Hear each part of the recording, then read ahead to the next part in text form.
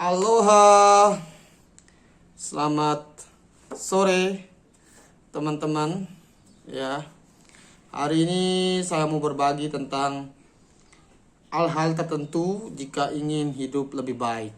Ya, mungkin hari ini kita lagi pusing. Ya, mungkin hari ini kita lagi galau. Mungkin hari ini kita lagi stres. Ya, bahwa hidup kita begini-begini saja, belum ada perubahan dan lain sebagainya. Dan apabila kita ingin hidup kita menjadi lebih baik gitu ya, lebih tenang, kita ingin semuanya tersistematis dalam hidup ini, ada beberapa hal kecil ya yang sebenarnya semua orang sudah tahu. Rata-rata orang sudah tahu sebenarnya menurut saya. Tetapi di sini saya ingin mengingatkan lagi untuk kita semua hal-hal tersebut. Ya. Jika ini dilakukan dengan rutin, terus-menerus ya. Usahakan tidak putus gitu. Jadi berantai gitu terus dilakukan ya, dan akan memberikan perubahan suatu hari nanti di depan sana. Yang pertama yang perlu kita lakukan adalah bangun lebih pagi ya, bangun lebih pagi. Mungkin ini untuk sebagian besar orang, bangun lebih pagi ini sebagian besar orang ya. Tapi ada beberapa orang tertentu yang nggak bisa bangun pagi, mungkin karena kerjanya malam. Di sini saya berbicara kepada mayoritas orang ya, bahwa bangun pagi itu sangat baik.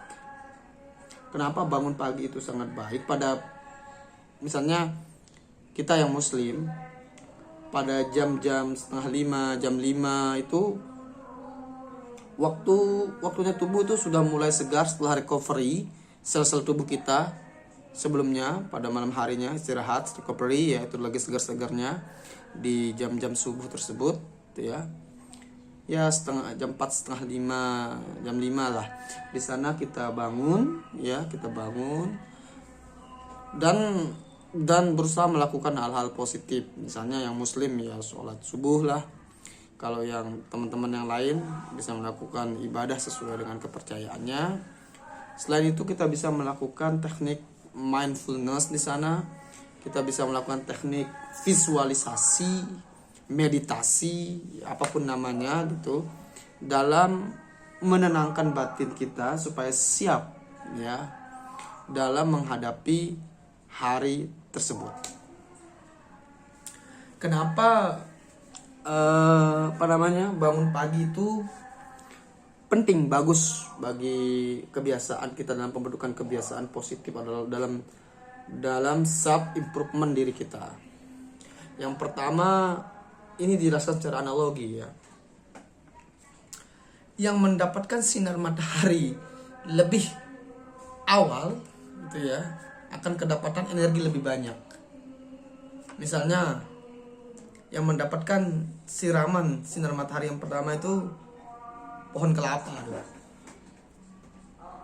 Ini kita bicara pohon kelapa yang tinggi ya, pohon kelapa yang tinggi. Dia yang mendapatkan yang pertama. Jadi energinya berlebih. Ya, berarti orang-orang yang bangun pada awal-awal hari, yaitu pada subuh gitu ya, pada waktu fajar gitu, itu bagus. Ya, karena dia akan siap ya dengan tenang ya. Apalagi setelah bangun langsung mandi gitu ya. Mandi di subuh itu mampu menambah fresh ya sel-sel tubuh kita. Oksigen air pada jam subuh itu banyak kandungan oksigennya. Ya. Karena belum mendapatkan banyak polusi. Kan gitu logikanya kan. Nah, setelah itu, setelah kita bangun lebih pagi, bersiaplah ya untuk bekerja bekerja, bergerak. Karena pada dasarnya dunia ini dan beserta isinya ini itu bergerak. Bergerak itu adalah roh atau jiwa yang namanya bekerja. Roh kehidupan itu bergerak. Bahkan benda yang diam saja dia itu bergerak. Dan menurut fisika juga masuk akal karena setiap benda terdiri atas atom. Nah, di dalam atom itu ada namanya elektron, ada namanya proton, dan ada namanya neutron. Dan kita tahu elektron ini nggak bisa diam, bergerak terus, bergerak terus. Ya, saya masih ingat itu waktu kuliah dulu bahwa energinya itu E sama dengan H bar kali omega. Nah, gitu energinya. Dan pada dasarnya diciptakan untuk bergerak gitu. Misalnya matahari, dia bergerak konsisten itu.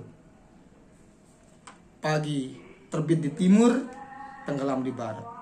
Terus begitu. Daun ya tumbuh muncul, kena angin dia akan bergoyang. Udah waktunya jatuh, dia jatuh. Dia bergerak itu. Ya. Jadi pada dasarnya semuanya bergerak. Ya. Sehingga bekerja itu menjadi suatu kewajiban. Ya. Yaitu bergerak itu. Kalau enggak ya dead, mati. Bekerja seperti apa? Bekerja cerdas, bekerja keras, dan bekerja ikhlas. Ya, bekerja keras artinya adalah kita melakukan sesuatu yang lebih daripada orang lain. Nggak malas-malesan. Kalau bekerja cerdas, itu kita bisa melakukan sesuatu yang normalnya orang itu membutuhkan waktu misalnya lebih panjang 1 minggu misalnya, kita bisa mengerjakan dalam waktu 2 hari misalnya, dalam waktu sehari misalnya. Dan kita bisa menemukan cara yang lebih baik dan lebih cepat, lebih tepat. Ya, itu cerdas. Dan ini bersesuaian dengan kata yang sering kita dengar, efisien. Selain itu ada 2 kan tadi. Pertama bangun yang lebih awal itu, kemudian yang kedua adalah bekerja, kemudian berolahraga. Minimal itu 2 kali seminggu. Ya bisa dengan lari-lari kecil lah untuk warm tubuh kita. Oke. Supaya dia tidak terkejut, tidak kaku. Ya, dan bisa mengurangi cedera dalam menjalani hari. Dan yang keempat, terus mengupdate pengetahuan. Terus mengupdate pengetahuan kita, ya. Kenapa? Karena dunia ini kan pada dasarnya juga mengalami perubahan. Bahwa yang abadi itu di dunia ini ya adalah perubahan itu, ya. Kan begitu. Maksudnya itu adalah bahwa yang pasti terjadi itu adalah perubahan itu sendiri, ya. Oke. Dimana sehingga dunia itu semakin kesini semakin kompleks. Yang tetap itu adalah perubahan. Begitu kalimat yang tepatnya, ya. Yang tetap itu adalah perubahan. Berarti terus berubah, ya. Dulu tahun mungkin 80-an ke bawah atau 90-an ke bawah, internet, bahkan kita belum mengenal handphone. Sekarang sudah ada handphone. Kita kenal handphone di awal-awal itu cuma tahu SMS dan nelpon. Sekarang sudah ada Facebook, ya. Kita sudah bisa berkirim pesan suara, kita bisa berkirim foto, kita bisa berkirim video kegiatan dan sebagainya. Semua sudah maju terus, ya. Sehingga terus berubah, dan perubahan ini memerlukan atau mensyaratkan pengetahuan baru, ya. If you want a good life, you must accept the change, gitu, ya. Jadi terima perubahan tersebut, update ilmu kita, pengetahuan kita diupdate terus, ya.